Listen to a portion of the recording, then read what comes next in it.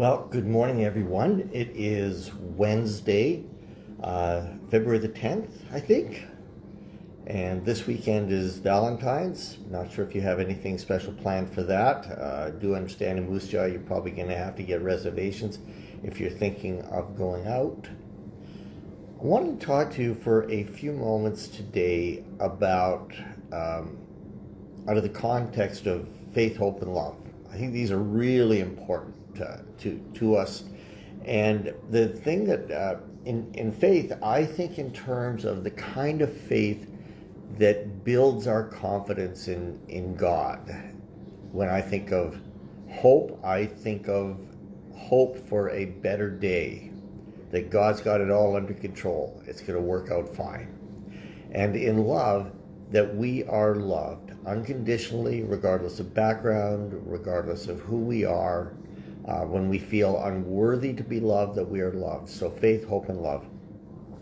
Specifically today, and good morning everyone, Pastor Larry, Karen, Teresita, thank you for getting up so early to join me.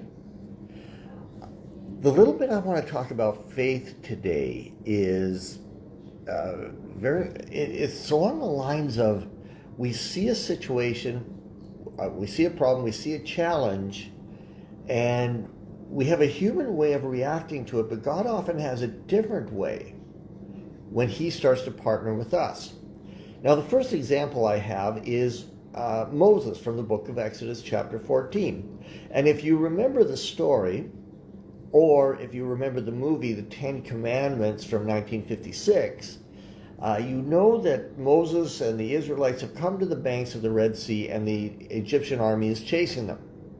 And then it says, very accurately in verse 13, "Stand firm and you will see the deliverance of the Lord will bring you today."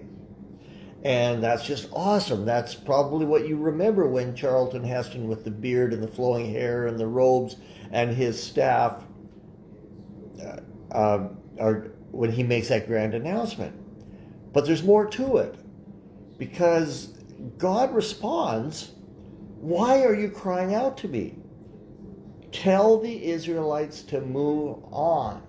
So in the movie, everybody's standing around, but God says, "Get moving."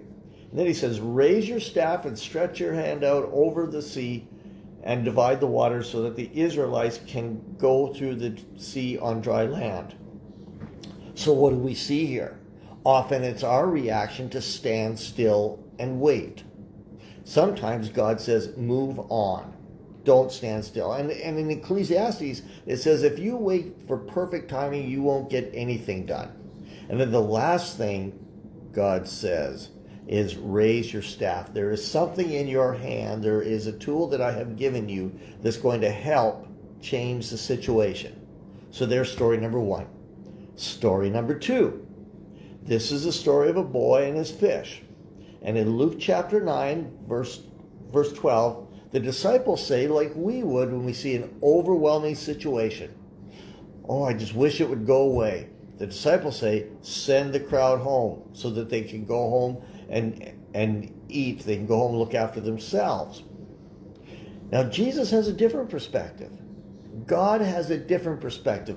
When we say, "Let's look for the easy way out here," he says, "You give them something to eat." Allow me to say parenthetically that when God is working out his will in our lives, we sometimes say if it's going to be cheap or easy, that's God's will. I don't know if I always agree with that. We look at a house. If I get it for the price I want, for half of its market value, I'll know it's God's will. Well, I don't know. I just don't know if God's will is always, to repeat myself, cheap and easy. And Jesus says, you give them something to eat. And they look at their resources and they say, we only have 5 loaves of bread and 2 fish. But we can say it differently. We have 5 loaves of bread and 2 fishes with an exclamation mark. We have a starting point. We have something that God has given us. God gave Moses a staff. Here he gives bread and fish.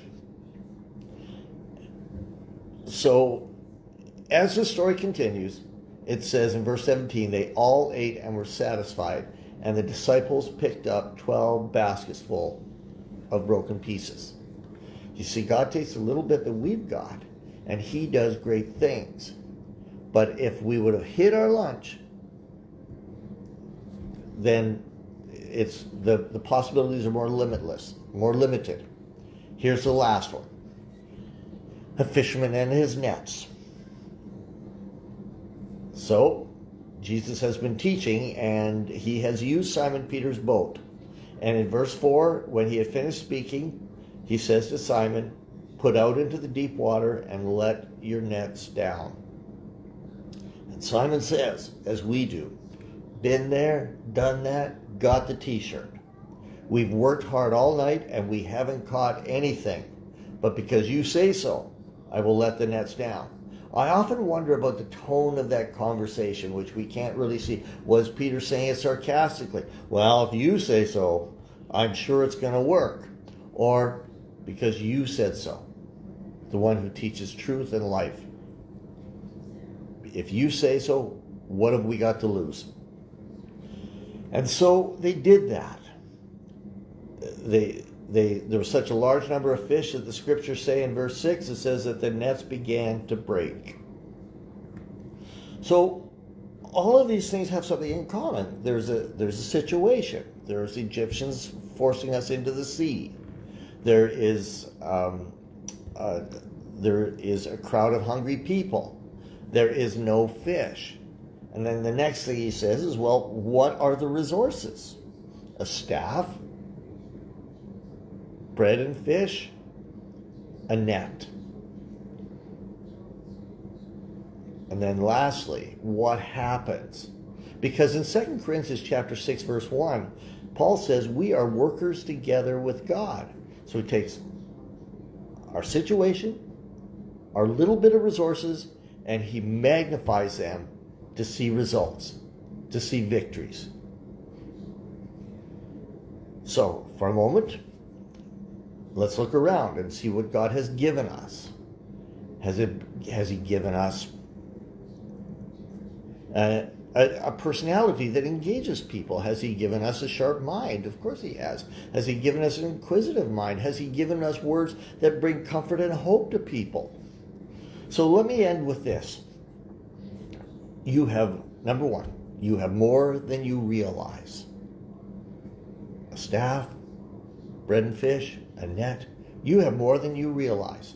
The second is that God is bigger than you imagine. This is not just us doing it by ourselves. As a matter of fact, if it's something that we can solve by ourselves, either individually or corporately, maybe we're not dreaming big enough. Thirdly, he is more deeply aware and interested in you than you are aware. God is constantly thinking about us. God is singing over us. God is looking out for us. God is hearing us. God is watching us. He is far more aware and interested than we are aware. And the fourth thing, miracles are more possible than we envision. So today, as we think about hope, as we think about faith, let's have faith in this big God who takes the smallest of our resources and makes great things happen. God bless you today.